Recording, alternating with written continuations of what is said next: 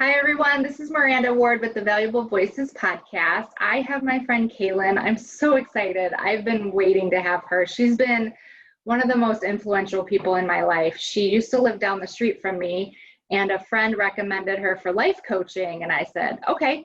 And from that first hour, I swear my life changed. She just made me think about things differently. And she may not remember this, but I was about to go on a trip to California, and I was making this decision about going to this business trip too, or just doing the family trip. And it was just amazing, just like to prepare and have a conversation and communicate about it before, instead of having expectations and all this stuff going in my head. So I'm so grateful. I don't even know if that's been, I don't know, 3-4 years. She moved away, but thank God for technology and just where we are in life. And she's coached me off and on, especially through identity. And she is just, you guys will find out, but she's just one of the most amazing people I know. So thank you, Kaelyn, for being on.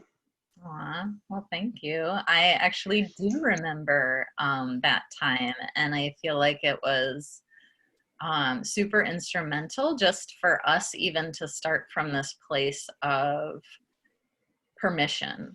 Like, I think you had never given yourself permission before, so it was kind of like just somebody saying, well, what do you want it to look like? Yes. And, if we're talking about identity, it's like a lot of times within our identity, we don't even know what we want or what we think. And so to have a space to have permission to kind of think through some of that stuff, or to contemplate, what do I really want and what comes up against that in my own mind.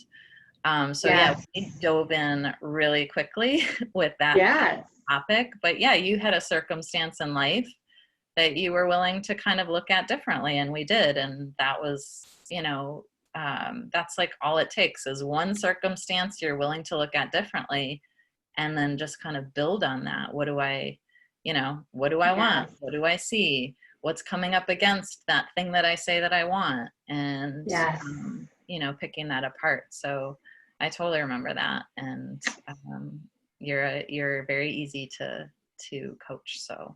Oh, thanks. Yeah, I feel like I just am super hungry for, what God has for me, and to know who I am and what I don't know if deserve is the right, but yeah, what I want in life. I just feel like I was settling, and I just want to give other women, especially working moms like me, permission to go after what they want and what they believe in. So that was huge for me.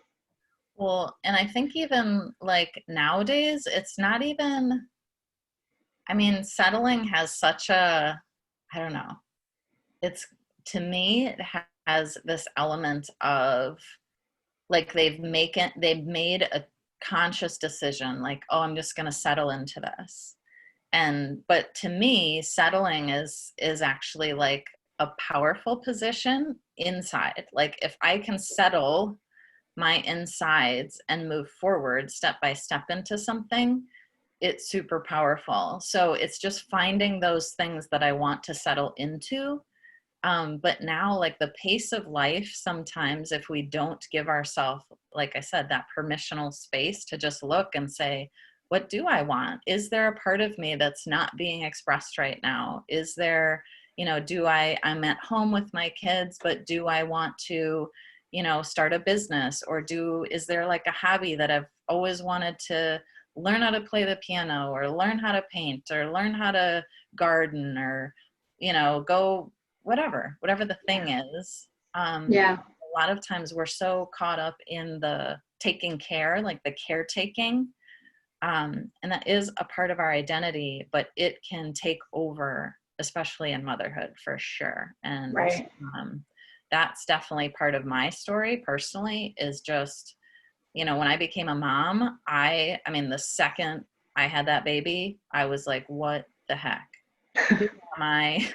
What am I doing? Now all of a sudden I just have to take care of people the rest of my life. I think I had that in my mind subconsciously, not knowing, but that thought drove me into like legit depression, because I thought the other parts of me were now no longer available or had to die off. And it took me a lot of years to start to ask myself the questions like, wait, who said it had to be like this? Right. And what if I want it to be different? Does that mean I'm a bad mom if I want it to be different? Does that mean, I'm asking for too much if I want more? Does that mean I don't love my kids? Like, I really had to kind of go through each of those questions. And, I'm a person of faith, so I worked very intimately with the Lord to kind of hash out some of that stuff personally that for me had caused such darkness, because I was believing the fullness of my expression was now no longer available. But the truth was, each kid I had invited me into more fullness of who I was and who I am. And so now I don't have more babies to invite myself into more of who I am. I've just learned to ask the question, what else is in me that can be expressed? Like, let's not have another baby to figure it out. That surprise number 4 kind of caught me off guard, but it's all good. He is so sweet. Oh, well, and I love that.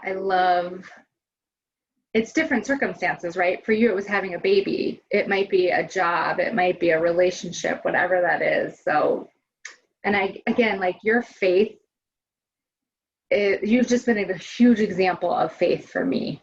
Mm-hmm. And just like, your story, again, we don't have time to probably go through all your hards, right? And your traumas. And everybody has them, but it just seemed like it was like, boom, boom, boom. And I'm watching you through it all, and just your faith. I'm like, holy cow, how do you keep that faith? It was just amazing to watch. So you've just been such an inspiration in that way.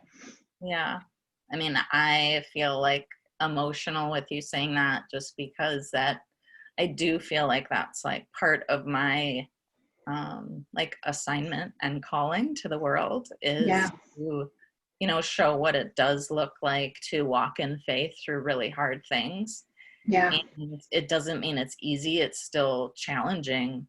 But I know that I know who my daddy is. Yeah. And I don't, anytime anything comes up against that within my circumstances or in my life or in my thoughts, I have a very specific process I walk myself through, and I walk through with him to say, okay, what of me is not believing you right now?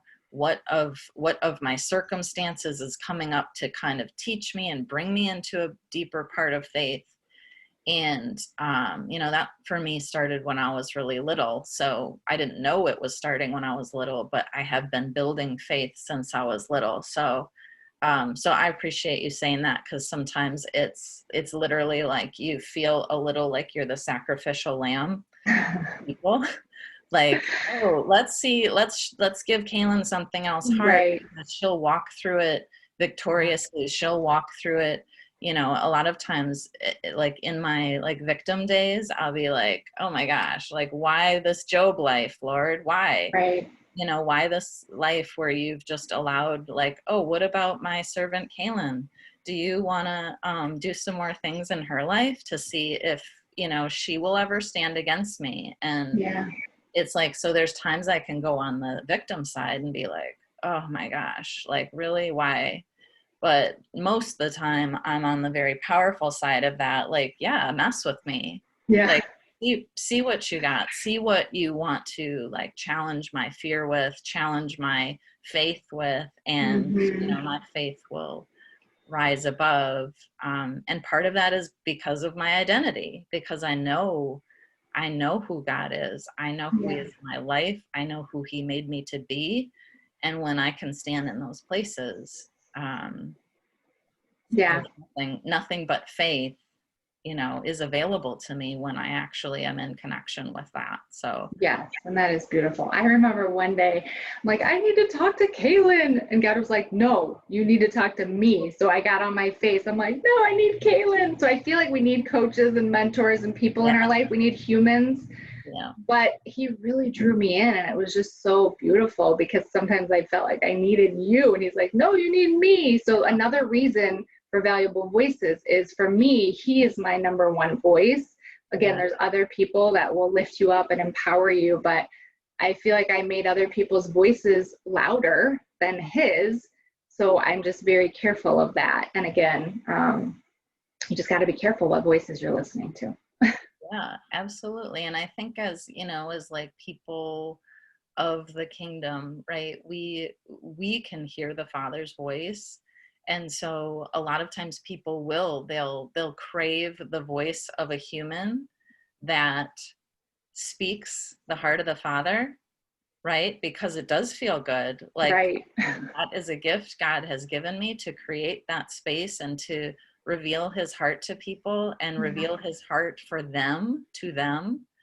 But at some point, like, they can just want to do what I say. I mean, we went through that, right? Where you're like, I just feel like I just cut and paste what you say and it's not working. And I'm like, well, that's because it's not you. Yes. You can't cut and paste what I say. You've got to take what I say from the Father, take what I say about who you are, and then you've got to work yourself into the belief of it and start living with faith into who that is. And so I think that's such a huge point for people, because God does give us wise counsel, and he surrounds us with wise counsel if we request, if we make that request. But he also is the wise counselor. And so we can't bypass that step. And sometimes it's like training wheels, right? You listen to people and then you let God confirm it. And then you listen to people and then you let God confirm it. But pretty soon the training wheels have to come off, and you've got to just go to God and say, I'm going to trust you. You've confirmed with me enough. And now I'm going to trust you. And I'm going to have faith, like faith in action, right? Like that's faith. Faith is taking the action towards what we hope for. Yes. And if we're not using that muscle, then, and just relying on the people, then you won't be able to get to those deeper levels. So super powerful to take that step and say, I'm going to trust you. I'm going to trust me. I'm going to trust you and me, that I can hear you, that I hear you clearly, that we're one. And so I remember there was this one, person I was working with, and it was like the day that she realized, oh my gosh, we're one. You know what I mean? And this happens like throughout most people's journey. At some point they realize we're one. That's why his voice sounds like my voice. Yes. It actually is my voice, because we're one, and it's the purest part of me that he created speaking up. And I'm just not trusting that voice yet. But once they start to see that, and then they're like, no, I'm just going to take steps of faith to trust that voice, no matter what it says, to do it. Then all of a sudden you start to build in that place. And that's like where you're shifting into a really powerful position in your faith, in your identity, because the Lord will then trust you by saying more, by telling you more. Well, and I think sometimes I want to hear his voice so loud and clear on a decision. Let's call it whatever, yes or no, which direction. I want to hear him, because it's like people say, oh, the Lord told me. I'm like, well, I'm not hearing that super clear. But I feel like once I took a step in where my heart was telling me, which really is him, then it was all in alignment. And I was like, oh, okay. So each step I take, and then I trust him more and more. So that has been super powerful. Well, that, and like what I just heard there is like, you're looking to hear it in a very specific way, but he's like, Miranda, I'm talking to you, but I'm talking to you through your senses. I'm talking to you through what you see outside. I'm talking to you through vision. I'm talking to you in all kinds of different ways. And so sometimes I'm not going to use my voice to say yes or no. I'm going to tell you in a lot of different ways, because I'm building like that full relationship with you. So I think that's where like a lot of people can get, they feel let down, or they feel like God's not speaking. And it's like, well, no, you have probably limited the way that you're willing to hear. And when we limit the way we're willing to hear or see or sense or just know in our heart, Mm-hmm. when we limit that and we are only willing to hear it one way, he probably is like, just like, no, I'm not going to do that. And sometimes he will. Like, I have a mentor and he always says, like, God will get in your crappy box with you, but he really doesn't want to.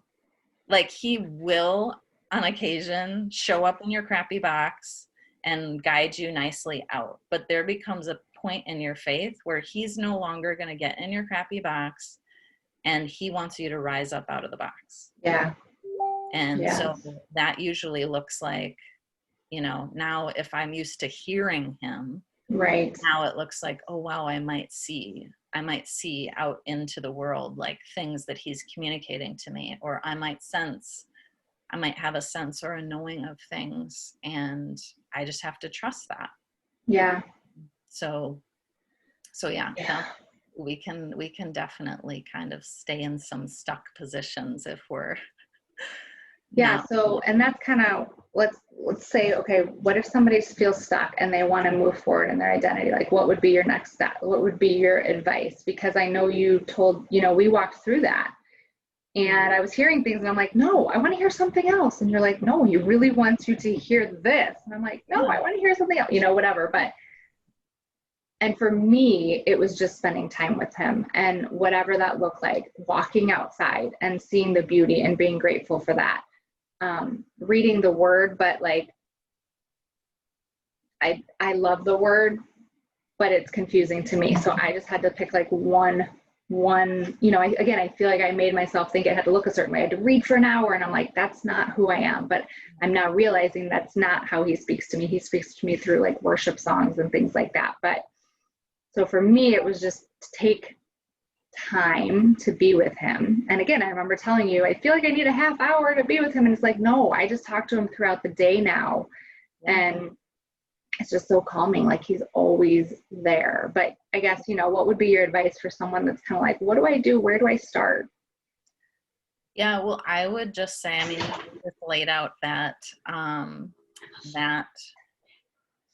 kind of like starting point really powerfully. Is you kind of had one thing that he was saying to you, and you kind of refused to sit in that one thing. And so I would say you like wanted more and more. And he's like, yeah, but this is the foundation. This is the foundation of everything I want to build with you. And until you believe the foundation, I can't put another layer up here. Yeah. And so I would say, for somebody that's feeling stuck, it's like, what is the foundation that you are now, like maybe you were believing it before, but now you're not believing it. Yeah. And so I would say, go back to the foundation of like his love for you, how he created you, however those messages came into you, go back. Like, so our last name is Benham. So we have the Benham basics. And a lot of times we go back to the basics. Like, if we've gotten off track, if life has just gone wild, if, there's been so much transition, we'll go back to basics. And the basics are, okay, I'm a daughter of God. Do I believe that? I'm going to check in with myself. Am I believing that? I am loved. I was created for a purpose. Do I believe that? Mm-hmm. Okay. Yes, I believe that. Okay, what is unique to me, Kaelyn? The only things, like, nobody else can do this thing that I can do. Nobody else can bring this thing that I can bring. If you don't know those things, then those are things you're going to get to learn along the way. But if you know those things, then you have to reconnect with it, because sometimes it goes in our head, but it literally goes right out. Mm-hmm. Because you're like, yeah, I know that. Yeah, I know he loves me. Well, no, you obviously don't know in your heart that he loves you, because you're not operating out of that place. Right. And so in your head, and that's like something, it's like a way that the enemy like picks out the truth, is like, you get it in, and he in your mind, you have this message that says, oh yeah, I know. Yeah. Jesus loves me. Yeah. I know. Yeah. And I mean, I do that sometimes with my kids. I'm like, yes, Jesus loves you, but what does that feel like? Yeah. So what do you feel? Like, can you feel Jesus's love right now? Can you feel that? Can you see that?